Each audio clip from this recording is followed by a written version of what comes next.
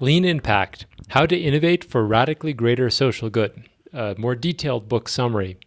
This is the last and longest post in a series on the book by Anmi Chang, Lean Impact. And if you haven't read the earlier brief summary, you may want to start there. In addition, there's also an earlier summary from a few weeks ago on the book which inspired this book, which is Lean Startup by Eric Ries. And that's really become a cult classic in Silicon Valley and the startup community, and it adopts the principles of lean manufacturing and how those can be used for those who engage in working on something new. And so Eric's book is the inspiration of this book, which is called Lean Impact, How to Innovate for Radically Greater Social Good.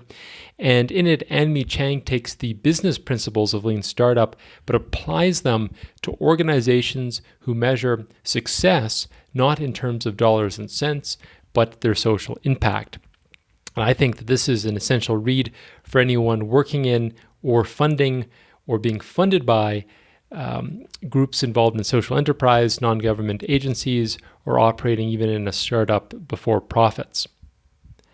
So who is Anmi Chang? Well, she wrote the book Lean Impact and is a graduate of Stanford in computer science and spent 20 years in Silicon Valley as a senior executive, most recently at Google. Then in 2013, she changed job paths more into humanitarian work and became the Chief Innovation Officer at the Mercy Corps, as well as USAID. And very quickly, she discovered that it was much more difficult to innovate for purpose rather than for profit. And so this post will discuss the three phases of her book. Part 1, Think Big. Part 2, Start Small. And Part 3, Relentlessly, Seek Impact. We'll then very briefly discuss some of the engines for growth in Lean Impact and ways that funders can promote innovation in the field. But those two last topics are actually better described by a separate post. So let's start it with Part 1, Think Big. Startups in Silicon Valley are encouraged to think big. All companies are expected to show a hockey stick graph that demonstrates anticipated massive exponential growth at some point in the company's future. And so in order to make a dent in solving many of the social challenges that face us today, organizations must shift their mindset from a linear growth path of service delivery towards an exponential growth path of transformation. And so this is a mental shift of trying to do some good to trying to actually reach a substantial number of people affected by a problem. And this is really one of the core themes that Anmi describes in her book. Consider, for instance, the rapid spread of mobile phones. Today, more households in Africa have access to a mobile phone than sanitation. Why is it, then, that enterprises involved in social innovation progress at best linearly? For instance, access to critical necessities such as water, electricity, and sanitation grow at an adoption of less than 1% a year. Anmi currently sees a mismatch between the global problems and the strategies being deployed in the social impact sector. We now get to goal setting, where we're encouraged by the author to set a big, audacious goal, and this is based on the scope of the problem at hand. Too often, she says, that the goals set by social impact organizations are too limited in their scale, and they're unable to therefore achieve significant results. And so she identifies unclear and conservative goals as the two characteristics that hold back many organizations. Goals are unclear too often because they may, for instance, seek to reduce hunger or seek to improve health. But this is a very vague goal. Google, the equivalent vagueness would be make more money. Whereas when she worked at Google, they had a very specific and clear and measurable and actionable goal. And that's that they were trying to become $1 billion company at the time within a particular time. The second issue is that goals are too often conservative, and they often start with the available budget or the limited personnel available. Whereas instead, thinking about a goal should be focused at the long term, for instance, 10 years, and that goal should clearly define what a solution would be required in order to actually reach that goal and be able to deliver something which can serve a significant number of people affected by the problem. And so Anne Mee suggests that social impact organizations are currently, it feels like, trying to empty the ocean with a spoon. Part of this goal-setting process, Anne Mee encourages social impact groups to imagine what success looks like if they achieve their long-term goal. Now, it's important to realize that this is the focus on the final success. Too often in the goal-setting phase, organizations instead define success based on small intermediary projects, but that's not really the same as what success looks like when you reach the end vision. It's interesting that she notes that this different mindset of trying to find a solution really at an exponential or a very large scale produces different thinking than linear thinking. And she quotes how Google's Astro Teller observes that a different mindset is needed to try to improve a car's fuel efficiency by 10% versus by tenfold. And in some ways, the difficulty of trying to improve fuel efficiency by 10% is that all the linear options have been tried and already exhausted by other groups. However, sometimes with exponential ideas, there are unexplored opportunities and paths. One example that I really liked that she used was comparing starting a dry clean business versus starting Amazon. And the difference between these two ventures really lies in both their certainty and their scope.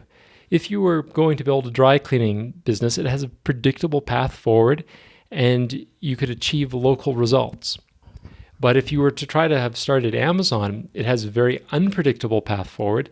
And at the same time, though, you're trying to achieve a much higher scale. And so she says, if your problems and your solution are well understood, you could simply execute a well-defined plan. On the other hand, when the solution is unclear and the needs are vastly underserved, you have to take a greater risk with higher ambitions than your initial idea, and then you need to test multiple alternatives. The problem with the social sector today, Anne Mee says, is that we are creating a lot of dry cleaners, even though the problems we are tackling have a level of uncertainty and scale much more like Amazon. And so to summarize, part one here, the long-term goal must be ambitious and it must include a plan to impact a sizable number of those affected by the social challenge. It is important to highlight that Anne Mee suggests a single organization can't often achieve these long-term vision themselves. They need to partner with other groups, governments, markets, and policymakers who share the same long-term vision, likely in order to achieve that goal. So that we move now into the next question, how do we identify the right solution? Part two, start small. Although the goal should be long-term and ambitious, the approach to solving it should start small and be progressive. This is because the winning solution is often unknown, and it makes it possible for small groups to start testing hypotheses with minimal resources. If the solution to solving a goal were obvious, it probably would have already been accomplished. Either the government sector will have accomplished it or the private sector would have accomplished it. But because neither these government nor private sector are currently serving that need or doing so successfully, it probably means that the solution to that social challenge is unknown. And so the job of the social impact enterprise is to test different ways to deliver value upon the critical hypotheses that need to be tested if they're going to achieve successful social impact. These hypotheses are three: the value hypothesis, the growth hypothesis, and the impact hypothesis. So the value hypothesis and the growth hypothesis both come from Eric Ries's original book, The Lean Startup. And the value hypothesis states that you need to test hypotheses that are able to ultimately confirm that your product or service is something people really want. You want people to embrace the intervention and they recommend it to all their friends. If your intervention is causing confusion or disinterest, that's the wrong path. The second hypothesis that needs to be tested is the growth hypothesis. And it understands the question better do you have a way to achieve massive economies of scale? Is there a demonstrated route forward on how this product or service is going to grow to meet the need? And now in business, as we've mentioned before, you can validate that you've achieved product market fit. You can validate that your value and your growth hypothesis are true because you'll become a profitable company. You'll have revenue. And so money is the surrogate indicator of success in these two hypotheses. In a social enterprise or a social impact venture, you don't have the profit indicator, and therefore an alternative metric is needed to measure success. So Anne suggests that we call this the impact hypothesis. And this is asking, is the proposed intervention, the thing which has a value hypothesis and a growth hypothesis, does it actually work? Does it achieve the desired social impact that we're going after? And is it doing so in the most efficient and effective way possible? And so the job of the social impact organization is to solve these three hypotheses: the value hypothesis, the growth hypothesis, and the impact hypothesis. And the way that you do this is the very simple process. First, you identify your assumptions. Every venture, which is a startup, is, as we've said, working in an area of uncertainty. And so you need to outline every assumption about the business opportunity, things that you don't have evidence that are true. And especially you need to identify those assumptions that, if they're false, could actually cause the venture to fail. Then you need to generate a hypothesis for each assumption. So you need to break down the assumption into different hypotheses that can be tested with experiments. And then you want to build a very small experiment to test that hypothesis directly. This is a build, measure, learn feedback loop. And it's the most critical indicator of successful innovation is the speed you can run through that cycle. And you want your testing of your hypothesis to really only use the minimum resources needed to really clearly test the hypothesis you want. If you're building additional functionality and services that are outside the hypothesis, you're probably engaging in what would be called waste and lean manufacturing. You aren't actually achieving what your purpose is, which is to validate the successful ideas. One of the problems, of course, with the traditional grant-based models is that they're often, several years perhaps worth of funding at largest scale. And so in this case, it's hard to run through very rapid build, measure, learn feedback loops when many grants, by their nature, are rigid and don't actually accommodate this flexibility which she is proposing. An example of how this might look in action would be if you have a group which provides training for youth, you might have some metrics such as the cost of the training per job seeker, the cost of training per job matched, and the retention rate of that youth once they get employed. These are clear, measurable outcomes. And then you might have different hypotheses. You might have, for instance, a hypothesis that you could have a different training program for the youth that makes it possible for them to stand longer in hospitality jobs. Perhaps a lot of youth are getting fired, you think, because they're in hospitality jobs and they don't like to stand to do that type of work. And so you would run a small experiment which tests your new training program, and then you would evaluate the metrics of the youth who go through that program to see if that new hypothesis-driven training program actually impact the metrics you care about as an organization. And this is how you can use hypothesis-driven development to impact where you invest your resources and energy as an organization. We now move into the final part, really, of where you've built, measured, and learned, and you need to evaluate your learning. And the goal of these assumptions is to really understand the goal of these experiments is to understand if your hypotheses and your assumptions were correct. And if they are, then to invest further resources in trying to scale those ideas. On the other hand, if you've discovered that you can't find a truly successful value, growth, or impact hypothesis, you probably need to pivot or take what you've learned and try to pursue an alternative course to meet that demand. which is kind of the last part of this whole feedback loop, where you need to significantly understand if you've achieved validated learning, if you've achieved valuable insights about your problem and you've discovered the solution, or if you haven't really discovered what's working and you need to try something new. We move now to the third part of the book, relentlessly seek impact. When an organization shifts its goal to achieve maximum social benefit, it has to put aside things that are called vanity metrics and in turn get innovation metrics. So vanity metrics are what people might call tactical metrics. These report on an organization, how many people have been reached or the total number of dollars raised. But these metrics don't actually tell you, one, if people want the thing that the product you're serving. Two, if your organization is growing with an exponential strategy. And three, if what you're doing actually works, if it's achieving the impact from a social perspective that you want.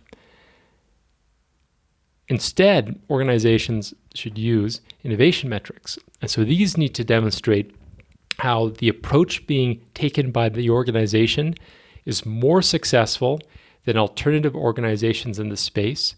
It needs to show how they're able to consistently reach more people at lower costs and being able to have greater impact with the same financial yields of financial investments. And if you can't show that your organization is doing things better than the other groups out there, you probably shouldn't be competing for scarce funding and attention. The two metrics of social impact innovation, therefore, are the unit cost and the unit yield. The unit cost is the cost per unit of intervention, and the unit yield is the social impact returned per unit of intervention. And your goal is to continuously maximize both of these as a social venture. And so what Anne-Mi was saying, when she moved out of Silicon Valley into humanitarian work, she would often go into groups just as part of her routine work and ask questions like, how well is the methods you're using working? What improvements have you made since the grant was started that have improved your operations, in the last year or two? Could you be doing more good with the same funding? In your geographic area, are you delivering the best possible solution per dollar spent, or is someone else? And unfortunately, these are the questions which no one was able to really answer when she would ask organizations them, even though these are the standard questions she would ask when she was still working in Silicon Valley. The end of the book describes quite a lot about different funding mechanisms and how traditional philanthropic grant-based funding actually hampers innovation. I have a separate post on this, which you can listen to or read, on why philanthropy and grants hamper innovation, and it summarizes that part of her book. In short, the traditional grant-based model really focuses more on short-term thinking rather than long-term thinking, and encourages linear small steps that are not risky, whereas what is probably required is investments in very high potential ideas that are unknown and therefore risky. We get to the engines of growth in social impact as well in the book, and that also is a separate post where it discusses how do you take an idea and really scale it if it seems to be successful and that it's valuable to people and it seems to impact the social good that you're looking for. So let's summarize here.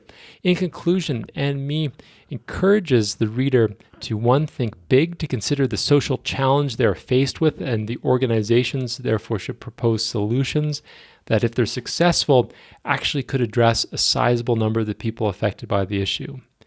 They need to start small, and the pathway forward is unclear, and therefore they need to test hypotheses related to if they can build something which is valuable to people, if they have a strategy for growth, and if they can actually determine if it works and has the impact desired. To do this, you use the build, measure, learn feedback loop to test each hypothesis with an experiment. And last, relentlessly seek impact, continuously drive for more efficient operations as an organization and greater impact. And so to conclude, Anmi proposes that there's some questions you might ask yourself if you wanted to apply these principles of lean impact in your organization. You might ask, is what we're doing work? Does it work? What experiments have been run to further expand the social impact?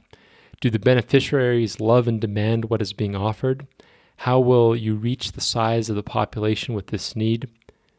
What is the research pipeline showing?